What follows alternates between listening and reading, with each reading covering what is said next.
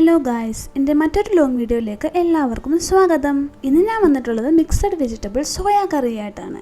സംഭവം വേറൊന്നും അല്ല കേട്ടോ. നമുക്ക് വീട്ടിലെ ആവശ്യത്തിനുള്ള വെജിറ്റബിൾസും അതുപോലെ തന്നെ നമുക്ക് നമ്മുടെ കയ്യിലുള്ള സോയാ ചങ്ക്സും വെച്ചിട്ട് നമുക്ക് ഉണ്ടാക്കാൻ പറ്റുന്ന ഒരു സിമ്പിൾ കറിയാണ്. ആദ്യം തന്നെ നിങ്ങൾ കണ്ട പോലെ പരിപ്പും അതുപോലെ കുറച്ച് കിഴങ്ങും കുറച്ച് ഉപ്പും ഒക്കെ ഇട്ട് ഞാൻ വേവിക്കുന്നുണ്ട്. അതിൽ കുറച്ച് മഞ്ഞൾപ്പൊടിയും കൂടെ ഇടണം കേട്ടോ.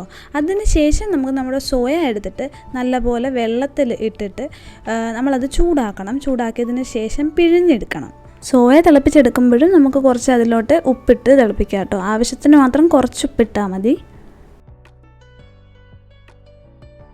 ഇതിൻ്റെ കൂടെ തന്നെ പെട്ടെന്ന് വെന്ത് കിട്ടുന്ന വെജിറ്റബിൾസ് ആയിട്ടുള്ള തക്കാളിയും അതുപോലെ കോളിഫ്ലവറും ഞാൻ ഇടുന്നുണ്ട് കേട്ടോ.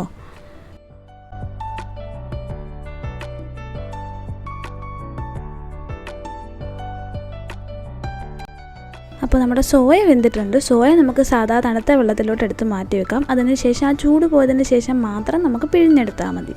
ഇനി നമ്മൾ ചെയ്യേണ്ടത് ആ വെന്ത് കിട്ടിയ തക്കാളി ഇല്ലേ, അത് നമ്മൾ മിക്സിയുടെ ജാറിലിട്ടിട്ട് നല്ലപോലെ അടിച്ചൊരു പൾപ്പ് പോലെ ആക്കണം. ഇനിയാണ് കേട്ടോ നമ്മൾ കറക്റ്റ് കറി ഉണ്ടാക്കാൻ തുടങ്ങുന്നത്. നമ്മൾ ഒരു പാത്രം എടുക്കുക, കുറച്ച് എണ്ണ ഒഴിക്കുക. അതിലോട്ട് നിങ്ങൾക്ക് വേണ്ടുന്ന എന്തൊക്കെ ഇൻഗ്രീഡിയൻസ് ഉണ്ടോ, അതായത് സ്പൈസസ് ഉണ്ടോ, അതൊക്കെ നിങ്ങൾക്ക് ആഡ് ചെയ്യാം. ഞാനിവിടെ കടുക് ചേർക്കുന്നുണ്ട്, അതുപോലെ കറുവപ്പട്ട, ജീരകം, അങ്ങനെ കുറേ സാധനങ്ങൾ ഞാൻ ചേർക്കുന്നുണ്ട്. നിങ്ങൾക്ക് വേണ്ടുന്ന എല്ലാ ആവശ്യത്തിനുള്ള സാധനങ്ങളും നിങ്ങൾക്ക് ചേർക്കാം. കടുക് മാത്രമാണെങ്കിൽ അങ്ങനെയും മതി. ഇത് നല്ലപോലെ പൊട്ടി വരുമ്പോഴത്തേക്കിനും നമ്മുടെ ഈ തക്കാളിയുടെ പൾപ്പില്ലേ, അത് നമ്മൾ ഇതിലോട്ട് അങ്ങിടണം.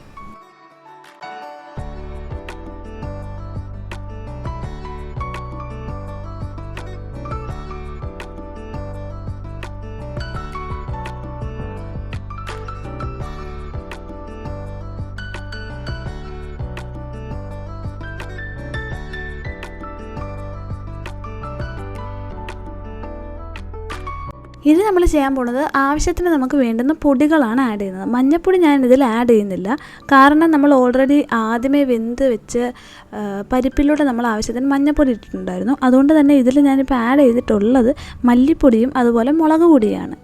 അതിന് ശേഷം നമ്മൾ നേരത്തെ വേവിപ്പിച്ച് വെച്ച് നമ്മുടെ പരിപ്പും കിഴങ്ങും നമുക്ക് ഇതിലോട്ട് ആഡ് ചെയ്യാം.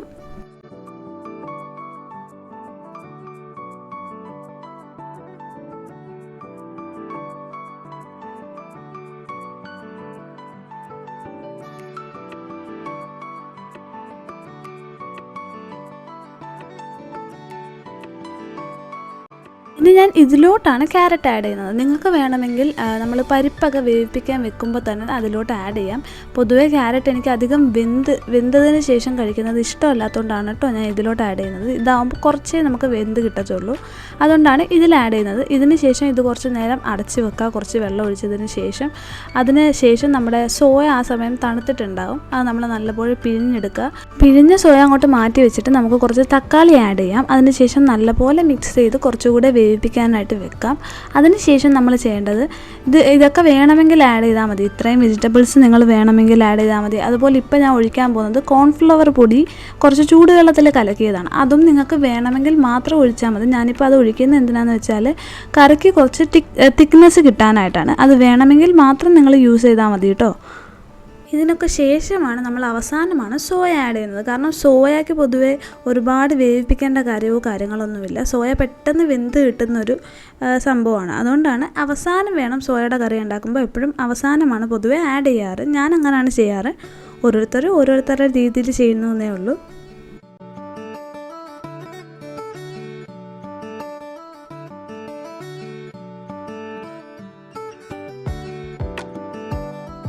അവസാനത്തെ ഇൻഗ്രീഡിയൻ്റ് ആയിട്ട് ഞാൻ യൂസ് ചെയ്യുന്നത് ഇവിടെ ചില്ലി സോസും അതുപോലെ തന്നെ സോയാ സോസുമാണ്. സോയാ സോസ് അല്ലാണ്ടും ഞാൻ സോയാ ചങ്ക്സിൻ്റെ കറി ഉണ്ടാക്കുമ്പോൾ യൂസ് ആക്കാറുണ്ട്. ചില്ലി സോസ് ഞാൻ യൂസ് ആക്കാറില്ല. ഇതിനാണെങ്കിൽ പോലും ചില്ലി സോസ് നമുക്ക് ഓപ്ഷണലാണ്. അതുപോലെ തന്നെ ഞാൻ പറഞ്ഞിട്ടുണ്ടായിരുന്നു, കോൺഫ്ലവർ പൊടിയാണെങ്കിലും ഇതിലിട്ടേക്കുന്ന ഇത്രയും വെജിറ്റബിൾസ് ആണെങ്കിലും ഓപ്ഷണലാണ്. നിങ്ങൾക്ക് വീട്ടിലിപ്പോൾ ഉണ്ടെങ്കിൽ മാത്രം അവൈലബിൾ ആയിട്ടുള്ള വെജിറ്റബിൾസ് മാത്രം ഇട്ടാൽ മതി. ഞാനിവിടെ ബാക്കി ഉണ്ടായിരുന്നത് കൊണ്ടാണ് അത് കളയണ്ടല്ലോ എന്ന് കരുതിയിട്ട് ഞാൻ ഇതിലോട്ട് ആഡ് ചെയ്തത്. അതുപോലെ തന്നെ അവസാനം ഞാൻ കുറച്ച് ഉപ്പ് ആഡ് ചെയ്യുന്നുണ്ട്. നിങ്ങളത് ഓൾറെഡി പരിപ്പിലും നമ്മൾ സോയ ചങ്ക്സിലും ഒക്കെ ഇട്ടതാണ്, അതുകൊണ്ട് കുറച്ച് മാത്രം യൂസ് ചെയ്യുക. ഇതൊക്കെ കഴിഞ്ഞ് അവസാനമാണ് ഞാൻ കോളിഫ്ലവർ ഇടുന്നത്. അപ്പോൾ നമ്മുടെ കറി ഇവിടെ റെഡി ആയിട്ടുണ്ട് കേട്ടോ ഗൈസ്. നല്ല ഹെൽത്തി ആയിട്ടുള്ളൊരു കറിയാണ്.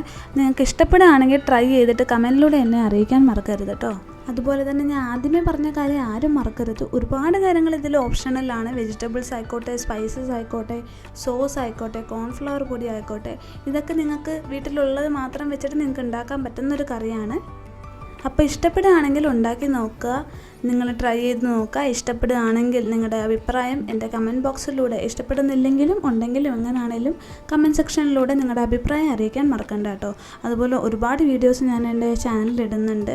ഫുഡ് റിവ്യൂസ് ആയിക്കോട്ടെ, ഫുഡ് കുക്കിംഗ് ആയിക്കോട്ടെ, ഒരുപാട് വീഡിയോസ് ഞാൻ ഇടുന്നുണ്ട്. നിങ്ങൾ നോക്കിയിട്ട് ഇഷ്ടപ്പെടുകയാണെങ്കിൽ ചാനൽ സബ്സ്ക്രൈബ് ചെയ്യാനും സപ്പോർട്ട് ചെയ്യാനും നിങ്ങളുടെ അഭിപ്രായങ്ങൾ കമൻറ്റിലൂടെ എന്നെ അറിയിക്കുവാനും മറക്കണ്ട കേട്ടോ. അതുപോലെ ഞാൻ എന്തൊക്കെ വീഡിയോസ് ചെയ്യണമെന്ന് നിങ്ങൾ ആഗ്രഹിക്കുന്നുണ്ടെന്നുള്ളതും കമൻറ്റിലൂടെ എന്നെ അറിയിക്കാൻ മറക്കണ്ട കേട്ടോ. അപ്പോൾ മറ്റൊരു വീഡിയോ ആയിട്ട് വരുന്നത് വരെ ടാറ്റാ.